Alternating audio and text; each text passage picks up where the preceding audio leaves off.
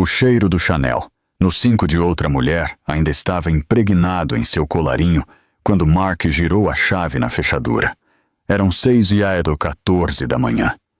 Ele esperava a rotina de sempre, o cheiro de café sendo passado, o som do noticiário matinal e sua esposa, Eleanor, esperando na cozinha com aquele sorriso ingênuo e confiante que ele passara a desprezar. Ele tinha sua mentira pronta. Um jantar tardio com o cliente, bateria do celular morta, um cochilo no sofá do escritório. Ele entrou, pronto para atuar como de costume. Mas a casa não estava apenas silenciosa. Estava oca. Não havia café. Não havia noticiário. E na ilha de mármore onde seu café da manhã costumava ficar, havia apenas um único envelope pardo grosso com um selo legal vermelho.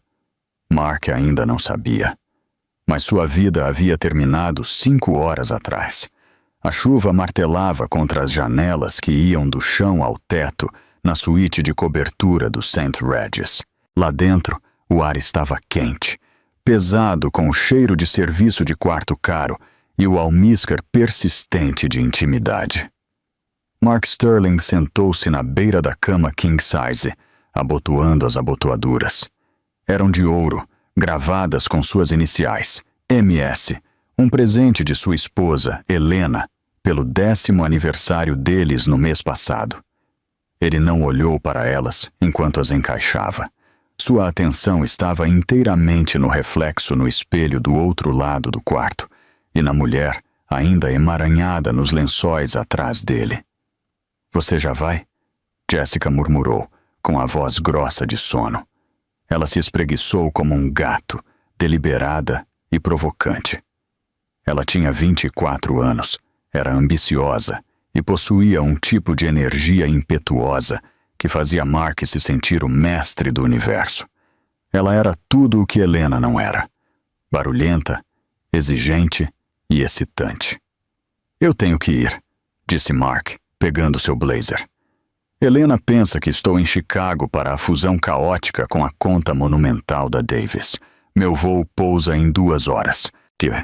Se eu não estiver em casa às 7h30 para tomar banho e me trocar, o cronograma desmorona." Jessica riu, um som baixo e gutural. "Você e seus cronogramas. Você age como se ela fosse o FBI. Ela é apenas a Helena. O que ela vai fazer? Assar uma torta para você e perguntar se você fez um bom voo?" Mark sorriu presunçoso, verificando seu Rolex. "É exatamente isso que ela vai fazer. Essa é a beleza da coisa, Jess. Helena é segura. Ela é a âncora. Você não se preocupa com a âncora, você apenas a deixa arrastar pelo fundo enquanto pilota o navio." Ele acreditava nisso. Nos últimos 2 anos, Mark Sterling, o diretor financeiro, CFO, da Sterling Vance Architecture, vivia uma vida dupla que considerava uma obra-prima de planejamento logístico. Ele tinha a mansão suburbana perfeita no enclave rico de Greenwich, Connecticut. Ele tinha a esposa perfeita e silenciosa, que administrava sua casa, organizava seus jantares e nunca fazia perguntas sobre os saques inexplicáveis ou as noites tardias. E ele tinha Jessica, a estagiária de marketing que virou assistente executiva, que lhe dava a descarga de adrenalina que ele desejava. Mark se sentia invencível. Ele havia se convencido de que merecia isso. Ele trabalhava 80 horas por semana. Ele trazia milhões para a firma. Por que ele não deveria ter um pouco extra por fora? Helena tinha seu clube de jardinagem, seus leilões de caridade e seus livros. Ela estava feliz em sua pequena bolha doméstica. Ele a estava protegendo, na verdade. A ignorância era uma bênção. "Quando você vai contar a ela?" Jessica perguntou, sentando-se e puxando o lençol ao redor de si. A brincadeira sumiu de sua voz, substituída por aquela insistência irritante que vinha surgindo ultimamente. Mark suspirou, alisando a gravata. "Nós conversamos sobre isso. Ainda não. O ano fiscal termina no mês que vem. Um divórcio agora assustaria os investidores. Preciso da imagem de homem de família feliz até que o conselho garanta meu bônus. É sempre no mês que vem, Mark. Jessica retrucou. Vai acontecer. Ele mentiu. Ele não tinha a intenção de deixar Helena. O divórcio era complicado. O divórcio era caro. E, francamente, ele gostava de ter suas roupas lavadas e sua casa mantida imaculada. Ele queria ter o melhor dos dois mundos. E para um homem como Mark Sterling, o que ele queria, ele geralmente conseguia. Ele se inclinou e beijou Jessica na testa.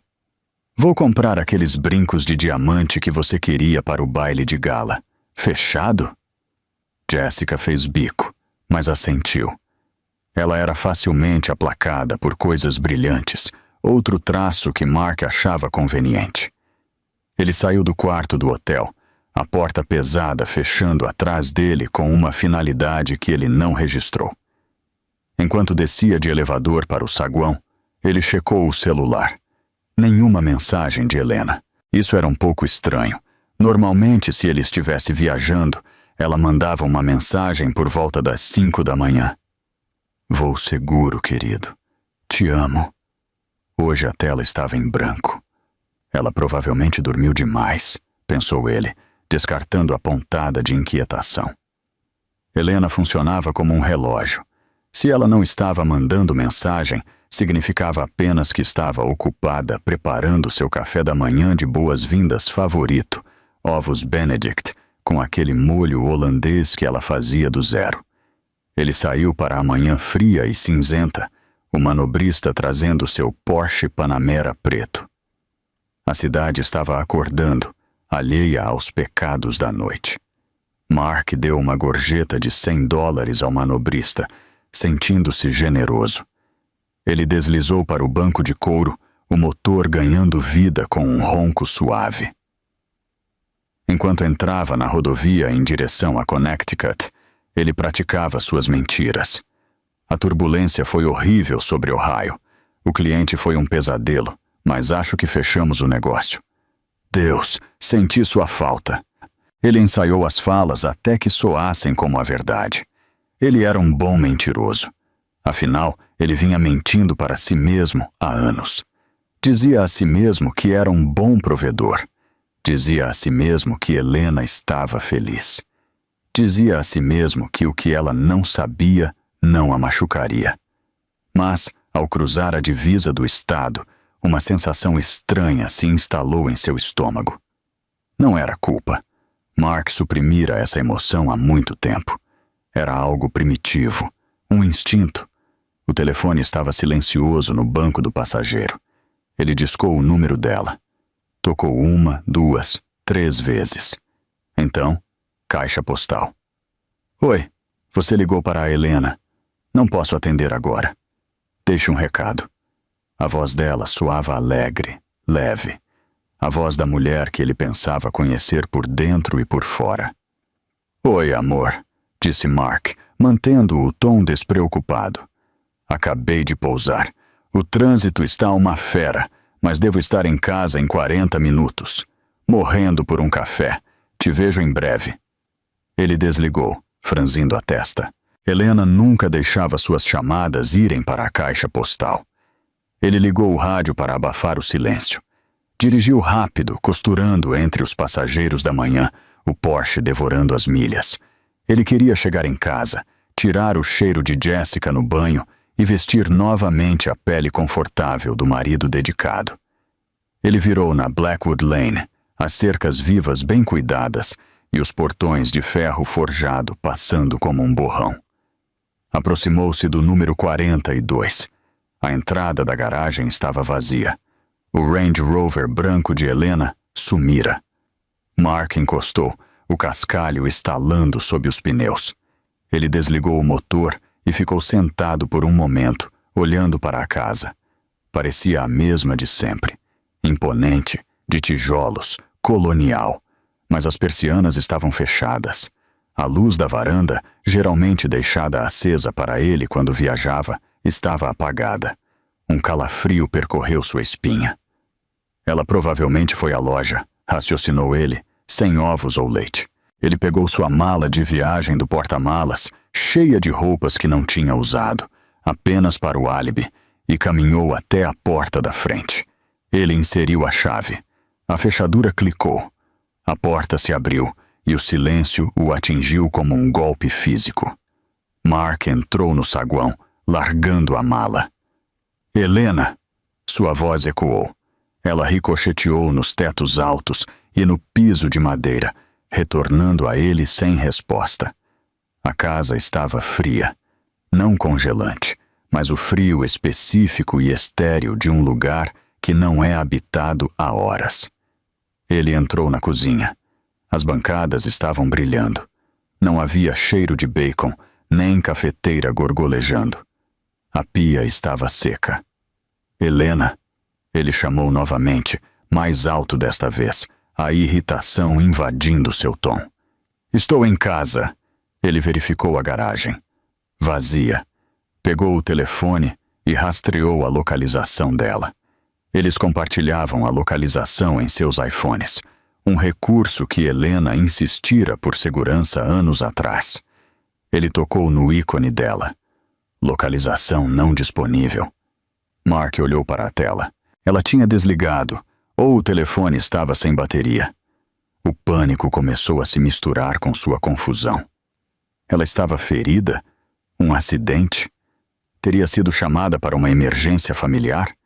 Os pais dela moravam na Flórida, mas gozavam de boa saúde. Ele voltou para a sala de estar, e foi então que notou o primeiro detalhe que estava verdadeiramente errado. Os quadros. Na parede acima da lareira havia uma grande pintura a óleo original da costa italiana, uma peça que Helena herdara da avó. Tinha desaparecido. A parede estava nua, exceto pelo contorno fraco de onde a moldura estivera. Mark girou. O armário de curiosidades no canto, geralmente cheio com a coleção dela de estatuetas de porcelana antiga, estava vazio. As portas de vidro estavam fechadas, mas as prateleiras estavam despidas. Ele correu escada acima, subindo os degraus de 2 em 2, o coração martelando contra as costelas. Helena! Ele irrompeu no quarto principal. A cama estava feita, perfeitamente lisa, estilo militar, mas a porta do closet estava escancarada. Mark caminhou em direção a ela lentamente. O lado dele do closet estava intocado. Seus ternos, suas camisas, seus sapatos, tudo exatamente onde ele havia deixado. Ele olhou para a esquerda, para o lado de Helena. Estava dizimado. As araras estavam vazias. As prateleiras onde suas bolsas costumavam ficar estavam vazias. A sapateira estava limpa. Até os cabides de veludo tinham sumido. Não era apenas que ela tinha feito uma mala. Ela havia se apagado do quarto. Mark ficou lá, sua respiração saindo em suspiros curtos e rasos. Isso não era uma viagem. Isso não era um recado na rua. Ela sabia. A realização o atingiu, mas sua arrogância imediatamente revidou. Como ela poderia saber? Ele tinha sido cuidadoso. Usava um telefone descartável para falar com Jessica. Pagava hotéis em dinheiro ou através de uma conta de empresa de fachada. Helena não era detetive. Ela era uma mulher simples que gostava de jardinagem e romances históricos. Ela não tinha capacidade para isso. Ele se virou para o quarto, a mente acelerada. Onde ela está? Preciso chamar a polícia. Não posso chamar a polícia. E se ela contar a eles? Seus olhos pousaram na mesa de cabeceira do lado dela da cama. Estava vazia, exceto por 2 coisas. A aliança de casamento dela. O diamante solitário de 3 quilates que ele comprara para calá-la depois de perder o aniversário dela 3 anos atrás. Estava lá, frio e cintilante na luz da manhã, e ao lado dele, um envelope pardo grosso. Mark caminhou até a mesa de cabeceira. Suas pernas pareciam pesadas, como se estivesse caminhando em concreto. Ele pegou o anel primeiro. Parecia leve, insignificante. Ele o largou no bolso. Pegou o envelope. Era pesado. Na frente, na letra cursiva e elegante de Helena, havia uma única palavra: Mark. Ele o rasgou. Tirou uma pilha de documentos. A primeira página não era uma carta manuscrita. Não era um bilhete manchado de lágrimas perguntando por quê, ou implorando para ele voltar. Era um processo legal. Petição para dissolução de casamento. Requerente: Helena Marie Sterling. Requerido: Mark Thomas Sterling. Mark riu. Foi um som seco e incrédulo. Você só pode estar brincando comigo. Ele virou a página e depois a próxima. Anexadas à petição de divórcio estavam fotos.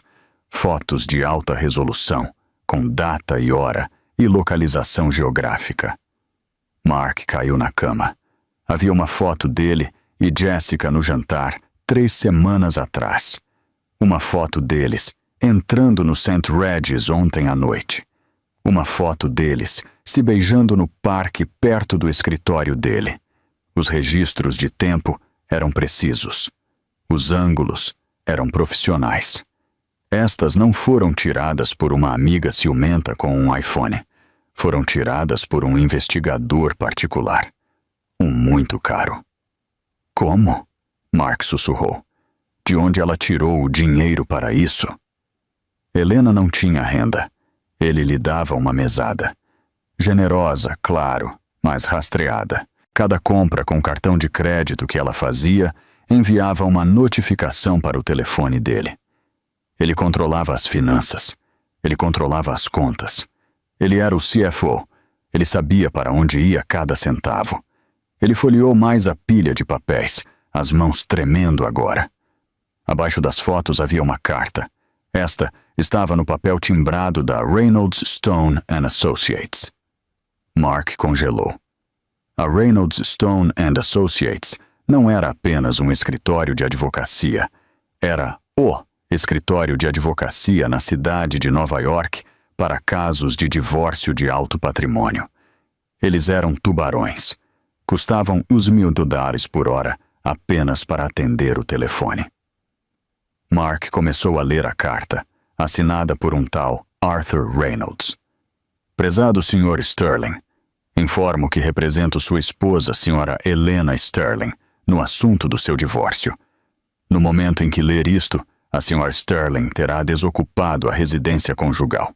Em relação às instalações no número 42 da Blackwood Lane, como o senhor sabe, a escritura desta propriedade está em nome do fundo da família Sterling.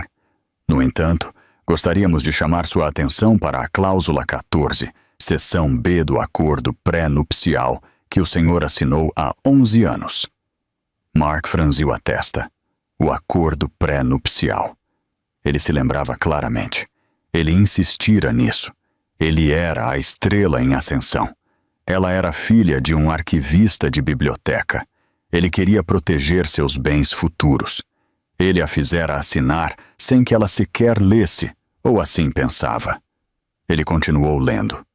A cláusula de infidelidade, inserida a pedido do pai da noiva, declara que no caso de adultério comprovado pelo provedor principal, todos os bens adquiridos durante o casamento, incluindo a casa conjugal, reverterão imediatamente para a parte prejudicada. Além disso, o período de aquisição, vesting, de suas ações na Sterling Vance Architecture, que tecnicamente são mantidas em um fundo conjugal conjunto para evitar responsabilidade fiscal, foi acionado.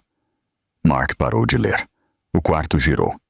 O pai da noiva, o pai de Helena, era um ninguém, um homem quieto que fumava cachimbo e lia livros de história. Ele morrera há 5 anos. Mark correu para o telefone. Precisava de seu advogado. Precisava ligar para seu sócio, David Vance. Ele discou o número de David. David, escute. Helena ficou louca. Ela pediu o divórcio. Ela tem um advogado absurdo. Mark. A voz de David estava gélida. Não era a voz de seu colega de faculdade e parceiro de negócios. Era a voz de um homem falando com um estranho. David, o que há de errado? Mark, você precisa verificar seu e-mail. O conselho acabou de terminar uma reunião de emergência. Reunião? Que reunião? São 7 da manhã. Helena estava lá, Mark. Ela ligou às 5 da manhã. Ou melhor, o advogado dela ligou. O que Helena tem a ver com o conselho? Mark gritou, levantando-se e andando pelo quarto. Ela é uma dona de casa. Você realmente não sabia, não é? Disse David, a voz caindo para um sussurro. Você realmente nunca investigou a história da família dela? Ela é filha de um bibliotecário. O pai dela era bibliotecário, sim, mas a mãe dela, Mark, o nome de solteira da mãe dela era Vanderhoven. O nome atingiu Mark como um trem de carga. Os Vanderhovens, dinheiro antigo, dinheiro de ferrovias, o tipo de dinheiro que não exibia logotipos, mas possuía quarteirões inteiros da cidade. Ela nunca me contou, gaguejou Mark. Ela queria ser amada por quem ela era, Mark. Ela nos disse isso quando começamos a firma. Por que você acha que conseguimos aquele investimento, anjo inicial, 10 anos atrás, aquele que lançou a empresa? Mark empalideceu. Aquele fora um investidor anônimo das Ilhas Cayman. Essa era a Helena, disse David. Ela possui 51% das ações com direito a voto, Mark. Ela é a acionista majoritária. Ela ficou em silêncio todo esse tempo. Mas esta manhã, ela não ficou em silêncio. Mark caiu de joelhos. O telefone escorregou de seus dedos suados. Ela demitiu você, Mark, disse David, sua voz saindo metálica do chão. Com efeito imediato. A segurança está esperando por você no escritório para limpar sua mesa. Não venha para cá. Mark olhou para a parede onde o quadro costumava estar. Ele traíra sua esposa. Achava que estava jogando um jogo que não podia perder. Achava que ela era fraca. Achava que ela era estúpida. Mas Helena não tinha apenas o deixado. Ela o havia apagado. E o envelope pardo na cama ainda tinha mais páginas. Mark sentou-se na beira da cama pelo que pareceram horas, embora apenas minutos tivessem passado. A revelação de que sua esposa quieta e livresca era a acionista majoritária de sua empresa, a mão silenciosa que alimentara seu sucesso, era uma pílula amarga demais para engolir. Mas quando seus olhos voltaram para o envelope pardo, ele percebeu que o horror não havia acabado. Havia mais papéis. Ele parara na carta de demissão, mas a pilha era grossa. Suas mãos, agora tremendo incontrolavelmente, viraram para a próxima página. Era uma planilha de contabilidade forense. No topo dizia: despesas não autorizadas e apropriação indébita de fundos da empresa 2022-2024. A garganta de Mark secou. Ele sentiu um aperto fantasma em volta do pescoço, mais apertado do que qualquer gravata que já usara. Ele tinha sido cuidadoso, ou assim pensava. Quando levou Jessica para Cabo na primavera passada, ele lançou como um retiro de desenvolvimento de clientes. Quando comprou a pulseira Cartier para Jessica, enterrou sob suprimentos de escritório e presentes para fornecedores. Ele era o CFO. Ele aprovava as auditorias. Ele movia os números. Quem iria pegá-lo? A resposta estava olhando para ele. Eleanor. A planilha era aterrorizantemente detalhada. Não listava apenas os valores. Listava os locais, as datas e a verdadeira natureza da despesa, anotada em tinta vermelha. Item 142. Hotel St. Regis, suíte executiva. Data 12 de Aut. Valor 40.200 dólares. Reivindicado. Reunião de cliente com Davis Corp. Real. Serviço de quarto para 2. Champanhe. Tratamento de spa. Mulher. Item 156. Saks Fifth Avenue. Data 2 de novembro. Valor os $8.500. Reivindicado. Presentes de fim de ano para parceiros-chave. Real. Bolsa de grife. Entregue na residência de Jessica Miller. Mark examinou a lista. Havia dezenas de entradas, milhares de dólares. E no final do documento, uma soma estava circulada com marcador vermelho grosso. $3 toales. Abaixo do número havia uma fotocópia de um estatuto legal. Código dos EUADs. Parágrafo 30. Fraude eletrônica e apropriação indébita. Ela vai me mandar para a cadeia. Mark sussurrou para o quarto vazio. Ela não está apenas se divorciando de mim. Ela vai me processar criminalmente. Ele saiu da cama às pressas. Precisava de dinheiro vivo. Agora mesmo.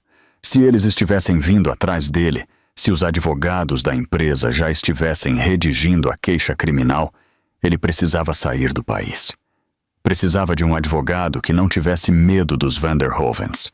Ele tateou em busca da carteira e tirou seu Amex preto. O cartão que não tinha limite. O cartão que o fazia se sentir um deus em todos os restaurantes de Manhattan. Ele pegou o telefone e discou o número no verso do cartão para o serviço de concierge.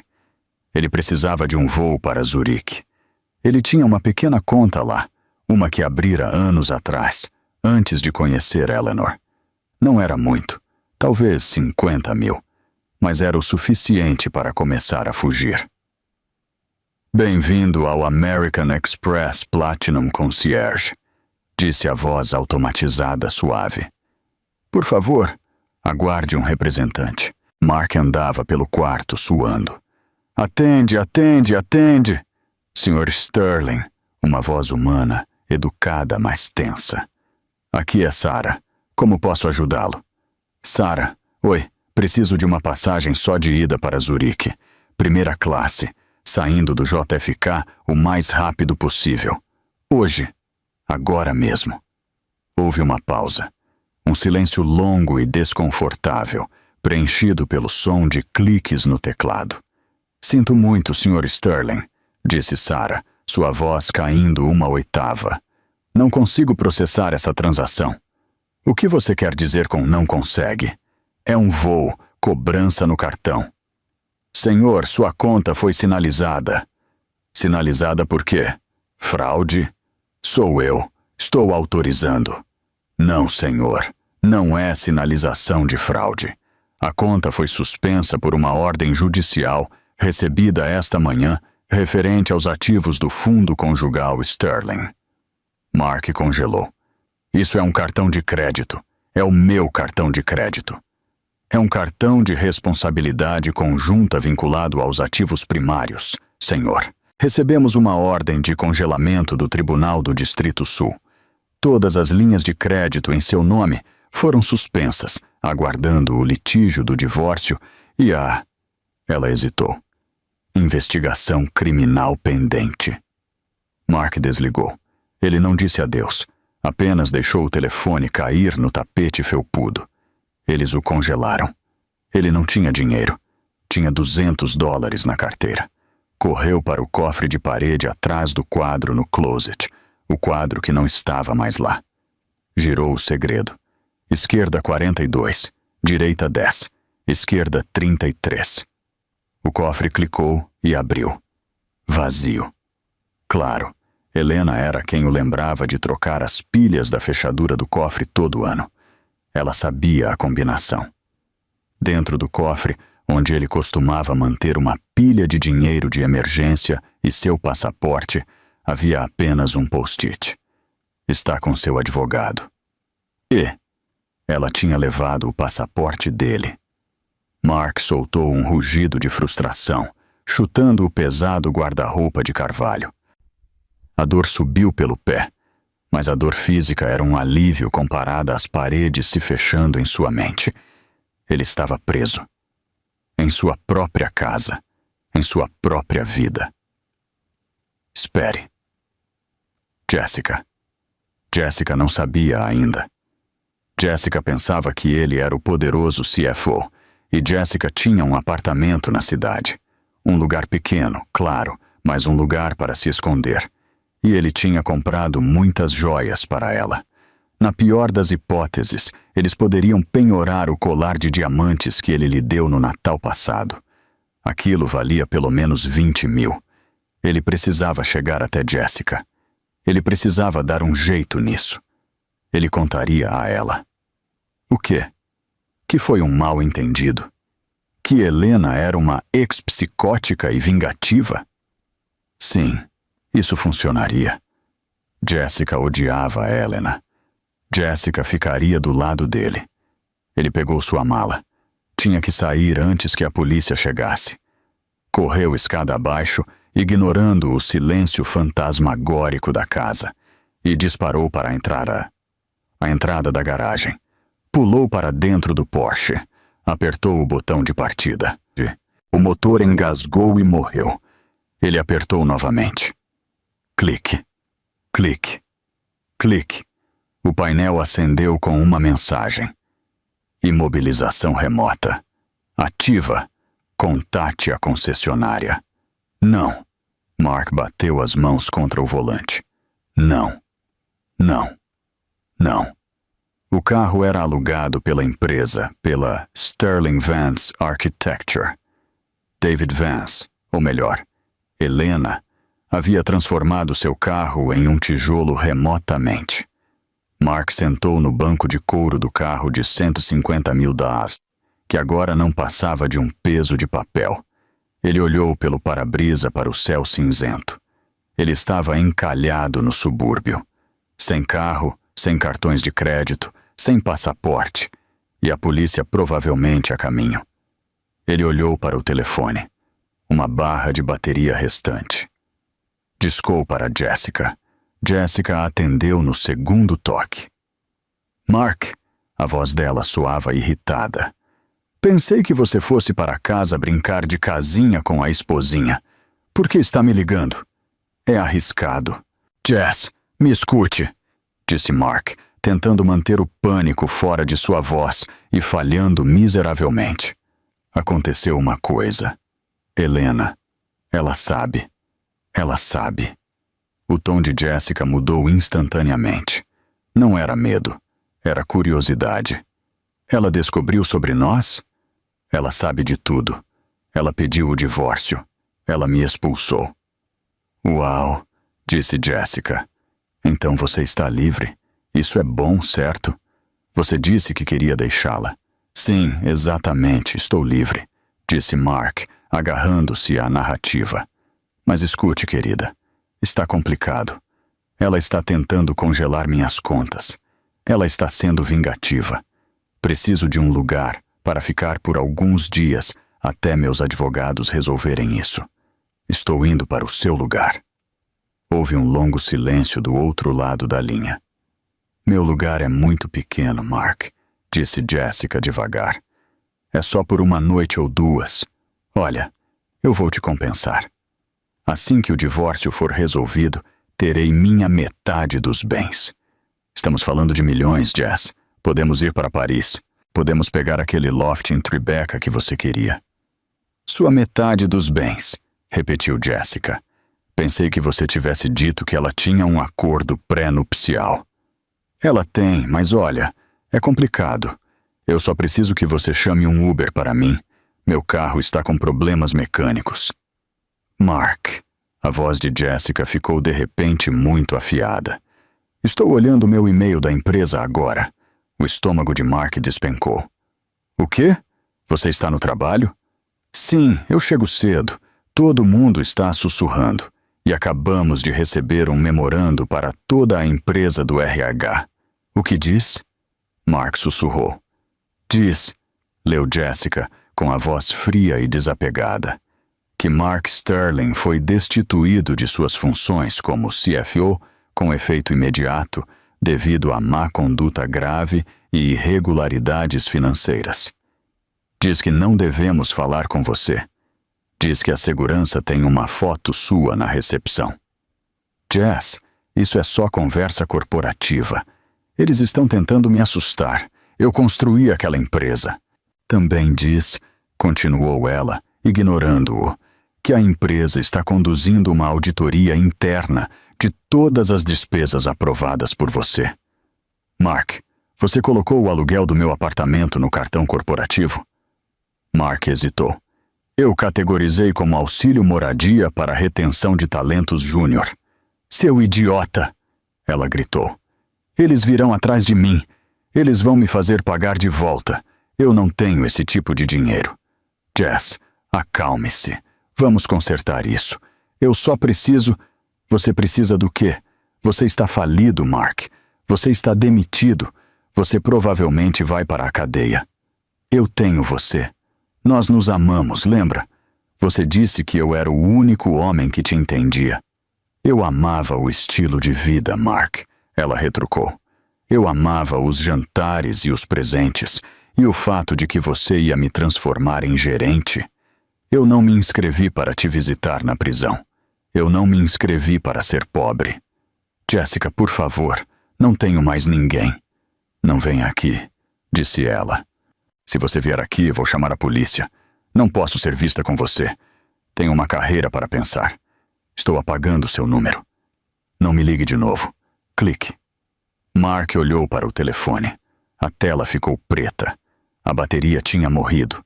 Ele sentou no carro silencioso, o silêncio dos subúrbios pressionando-o. A ironia não lhe escapou. Ele trocara uma esposa leal por uma mercenária, e no momento em que o dinheiro acabou, a mercenária fez exatamente o que mercenárias fazem. Ela trocou de lado para se salvar. Ele estava sozinho. Verdadeiramente sozinho. Mas ele não podia ficar aqui. Tinha que se mover. Saiu do Porsche e começou a andar. Caminhou pela longa entrada da garagem da casa que perdera, arrastando sua mala de viagem. As rodinhas chacoalhavam no asfalto. Chegou ao final da entrada e olhou para a esquerda, depois para a direita. Ele nem sabia onde ficava a estação de trem. Sempre dirigia ou pegava um serviço de carro. Começou a caminhar em direção ao centro da cidade, uma caminhada de 5 quilômetros em mocassins de couro italiano que estavam apertando seus dedos. Enquanto caminhava, um SUV preto com vidros escuros passou por ele, indo em direção à sua casa. Não diminuiu a velocidade. Mark se virou para observar. Virou na entrada de sua garagem. Um segundo SUV seguiu, depois uma viatura policial. O coração de Mark martelou. Eles estavam vindo buscar a casa. Ele se abaixou atrás de um grande carvalho no gramado do vizinho, observando à distância. O veículo parou em frente à sua casa. As portas se abriram. Primeiro, 2 policiais uniformizados saíram. Depois, um homem em um terno cinza elegante. Arthur Reynolds, o advogado tubarão. E então, do banco de trás do primeiro SUV, uma mulher saiu. Era Eleanor. Mark engasgou. Ela parecia diferente. Não estava usando os cardigans florais ou as calças sensatas que costumava usar perto dele. Estava usando um terno preto poderoso e sob medida, saltos que clicavam na calçada e óculos escuros. Ela parecia mais alta. Parecia uma CEO. Ela ficou ao lado do carro, olhando para a casa. Não parecia triste. Não parecia uma esposa de luto. Parecia uma arquiteta inspecionando um local de demolição. Mark sentiu uma onda de raiva. Aquela era a casa dele. Ela estava zombando dele. Ele esqueceu a polícia. Esqueceu as ordens de restrição. Esqueceu o tempo de prisão. Ele só queria gritar com ela.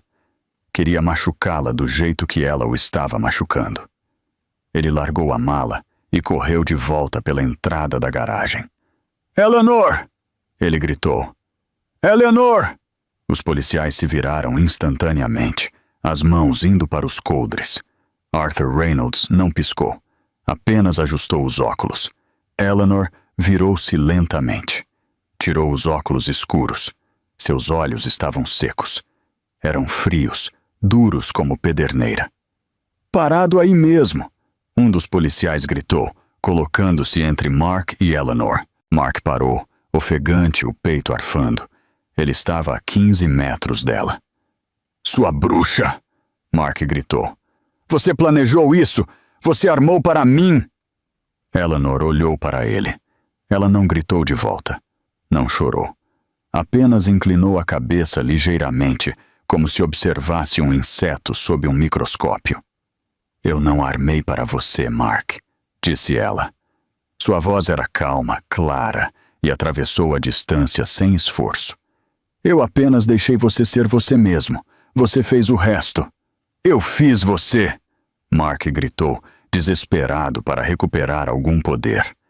"Eu gerenciei o dinheiro. Eu cuidei de você. Você não era nada além da filha de um bibliotecário até eu casar com você." Eleanor riu. Foi uma risada genuína, mas faltava qualquer calor. "Mark", disse ela, com pena pingando de sua voz. "Minha família construiu a biblioteca. Minha família construiu o banco em que você trabalhava. Eu não precisava que você cuidasse de mim. Eu precisava de um parceiro.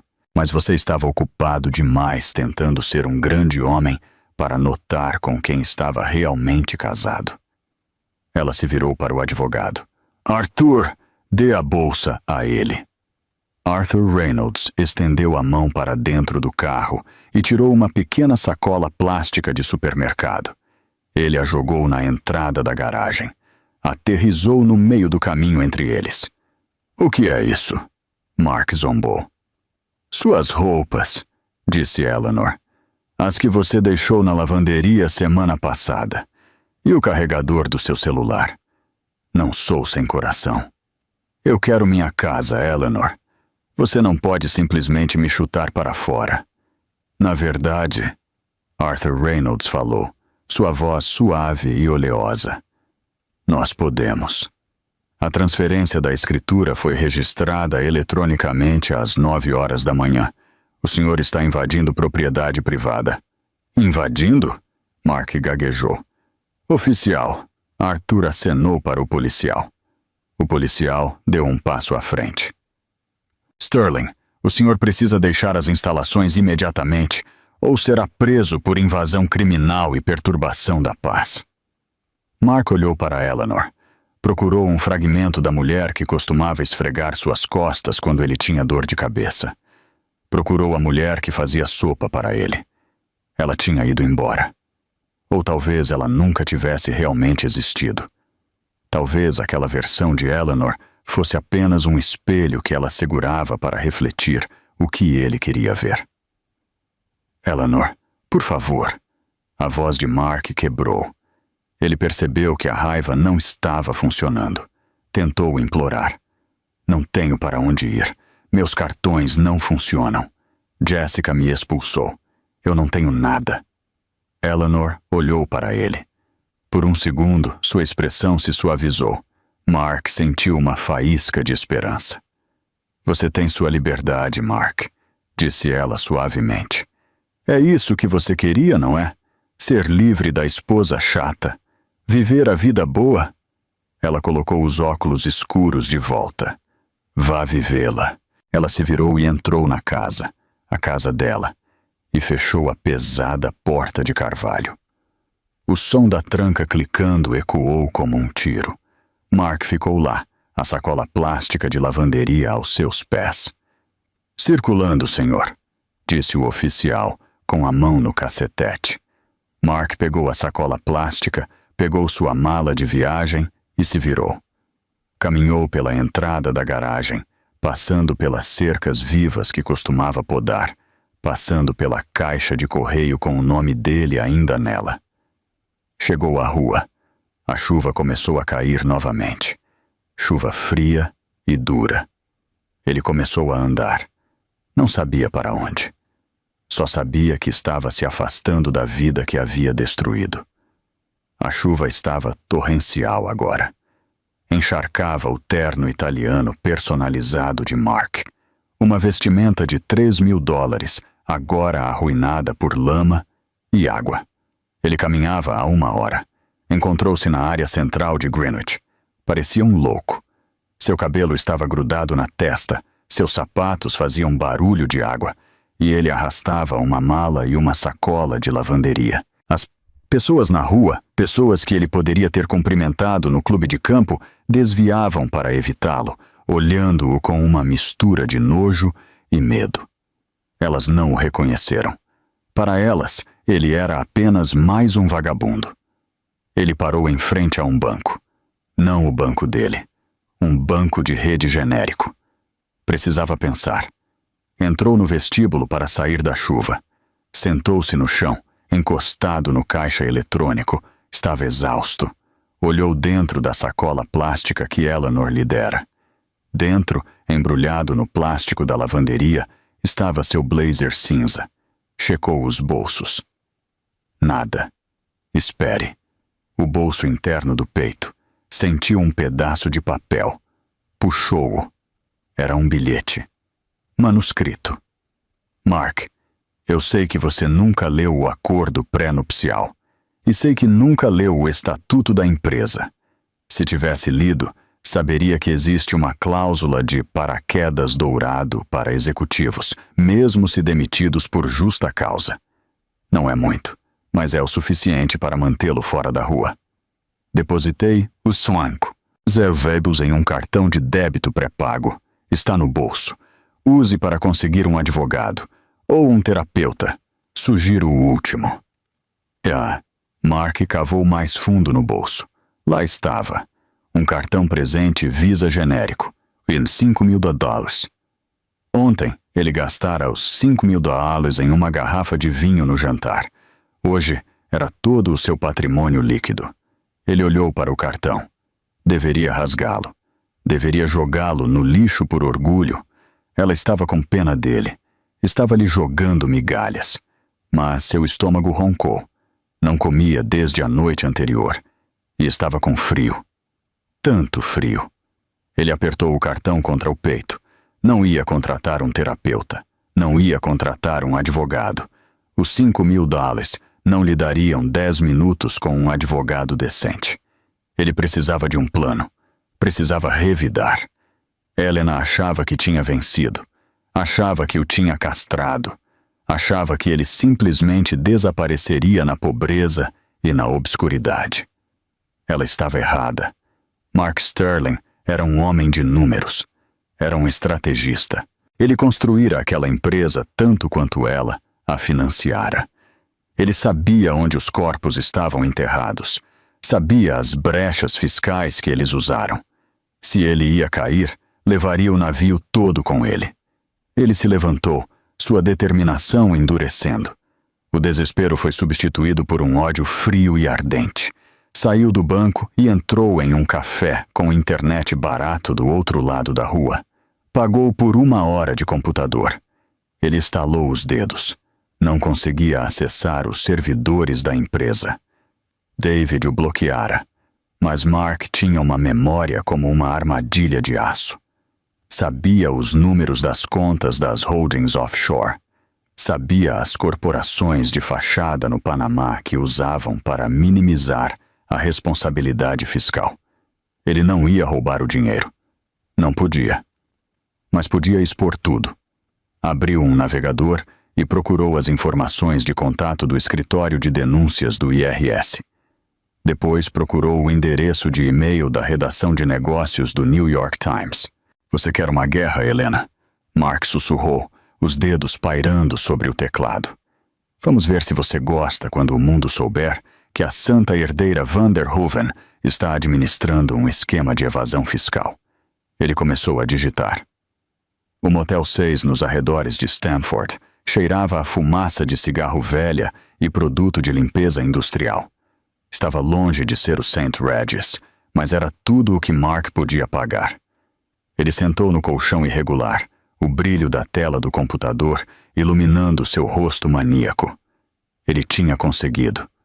Passara as últimas 3 horas redigindo o e-mail mais destrutivo de sua vida. Anexara um memorando detalhado explicando como a Sterling Vance Architecture usava uma série de empresas de fachada nas Ilhas Virgens Britânicas para desviar lucros e evitar impostos corporativos dos IMAs, Nomeou as empresas: Apex Holdings, Blue Sky Ventures, Ironclad Trust. Ele sabia os códigos, sabia os números de roteamento, sabia tudo porque ele projetara o sistema. Ele clicou em enviar. O e-mail foi para o escritório de denúncias do IRS e para a mesa investigativa do New York Times. Mark recostou-se, um sorriso torcido no rosto. Checkmate, Helena. Abriu uma cerveja de máquina de venda automática que comprara com o último de seu dinheiro. Imaginou a cena na manhã seguinte, agentes do FBI invadindo a mansão. Helena sendo levada algemada, as manchetes gritando. Herdeira envolvida em fraude fiscal massiva. Se ele ia cair por peculato, ela ia cair por evasão fiscal. E a beleza disso? Como denunciante, ele poderia obter imunidade. Poderia até receber uma porcentagem dos impostos recuperados. Poderia sair com milhões e vê-la arruinada. Ele dormiu profundamente pela primeira vez em 24 horas, alimentado pelo licor inebriante da vingança. Na manhã seguinte, Mark acordou às 10 da manhã. Pegou o telefone que carregara com o cabo que Helena graciosamente devolvera e atualizou seu e-mail. Havia uma resposta do New York Times. Seu coração disparou. Eles estavam interessados. Queriam uma entrevista. Ele abriu o e-mail. Prezado Sr. Sterling, obrigado por sua dica sobre a Sterling Vance Architecture. No entanto, estamos recusando prosseguir com esta história. As estruturas financeiras que o senhor descreveu, Apex Holdings, Blue Sky Ventures, já são de registro público. A Sterling Vance Architecture realizou uma coletiva de imprensa há 3 dias, anunciando uma auditoria voluntária e reestruturação dessas entidades específicas. A empresa já concordou com um acordo com o IRS em relação a irregularidades passadas, citando má gestão da antiga liderança executiva. Além disso, recebemos uma ordem de cessar e desistir referente à sua comunicação, pois os documentos que o senhor forneceu parecem ser dados privilegiados da empresa roubados após sua demissão. Não entraremos mais em contato. Mark olhou para a tela. Seu sangue gelou. 3 dias atrás, Helena estava planejando isso há semanas. Ela sabia sobre as contas offshore. Claro que sabia. Ela era a acionista majoritária. Mas ela não tinha apenas sabido sobre elas. Ela as relatara proativamente. Ela fora ao IRS antes de demiti-lo. Ela enquadrara a narrativa. Encontramos irregularidades causadas pelo nosso CFO. Estamos consertando-as. E estamos pagando o que devemos. Ao fazer isso, ela privou Mark de seu status de denunciante. Ele não estava revelando um crime secreto. Ele estava apenas confessando sua própria obra após o fato. E a frase má gestão da antiga liderança executiva. Ele leu o e-mail novamente. Ele não a expusera. Ele acabara de entregar às autoridades uma confissão assinada de que era ele quem conhecia os detalhes íntimos do esquema ilegal. Ele acabara de corroborar a história dela de que ele era o mentor por trás da evasão fiscal. Houve uma batida na porta do motel. Mark pulou. Quem é? Serviço de quarto. Uma voz chamou. Eu não pedi serviço de quarto. Sr. Sterling? Uma voz diferente, mais profunda, autoritária. Aqui é o agente Miller do FBI. Temos um mandado de prisão para o senhor. Mark correu para a janela. 2 sedãs pretos estavam estacionados no pátio, bloqueando sua visão da rodovia. Ele olhou para a porta do banheiro. Poderia se esconder? Não. Olhou para o computador. A evidência de sua denúncia estava ali na tela. Ele caminhou até a porta. Suas pernas pareciam geleia. Ele abriu. O agente Miller era um homem alto com um rosto como granito esculpido. Ele segurou um distintivo. Atrás dele estavam 2 policiais uniformizados. Mark Thomas Sterling, disse o agente. O senhor está preso por fraude eletrônica, peculato e conspiração para fraudar o governo dos Estados Unidos. Eu fui o denunciante, gaguejou Mark. Eu enviei o e-mail. O agente Miller sorriu com desdém. Nós sabemos. Recebemos uma cópia. Obrigado pelo roteiro, Mark. Ele corresponde perfeitamente aos documentos que a Sra. Sterling nos forneceu, exceto que o seu tem sua assinatura digital nas datas de criação. Eles o giraram. As algemas clicaram. Estavam apertadas. Frias. Enquanto o levavam para o carro, Mark viu uma figura parada do outro lado da rua, observando da segurança do pátio de uma cafeteria. Não era Helena. Helena não perderia seu tempo vendo-o ser preso. Era Jessica. Ela usava óculos escuros grandes e segurava um café com leite. Ela o viu sendo empurrado para o banco de trás da viatura. Não parecia triste. Parecia aliviada. Parecia alguém que acabara de desviar de uma bala e havia atingir outra pessoa. Enquanto o carro se afastava, Mark a viu pegar o telefone e fazer uma ligação. Provavelmente para seu novo chefe, ou um advogado, ou um novo namorado.